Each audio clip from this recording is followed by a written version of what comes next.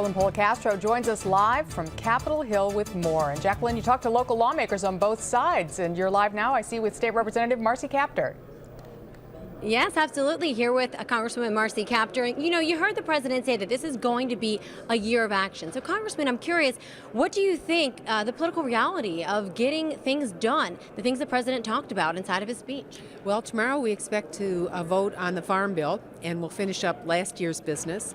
The president talked about extending unemployment benefits, and I hope that we take another swing at that one. Then he talked about infrastructure and the amount of job creation that can come from repairing our roads, our ports, our airports, our highways, our water systems, and that is possible in this chamber.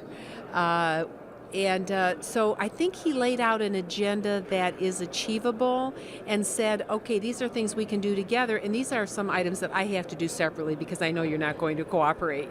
And one of those items had to do with raising the minimum wage for contractors with the federal government. So all the people that clean the buildings, those that have catering contracts and so forth, that they would be paid a minimum of $10.10 an hour. So he's moving the minimum wage issue forward on the executive side.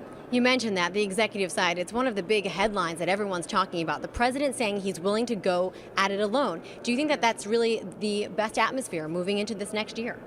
Well, you know, we've had some intransigence here in the House, and it has prevented real action on so many levels, to the point where the government shut down, which was absolutely unnecessary.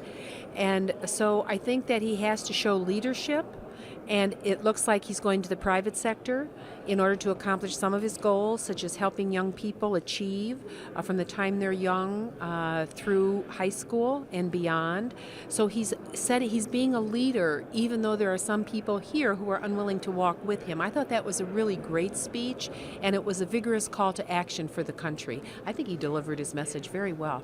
All right, Congresswoman Marcy Kaptur, thanks so much for your time tonight. Again, President Obama's 5th State of the Union address. Now we'll just have to wait to see if he can work with members of Congress to achieve his new agenda. Back to you. Thanks, Jacqueline.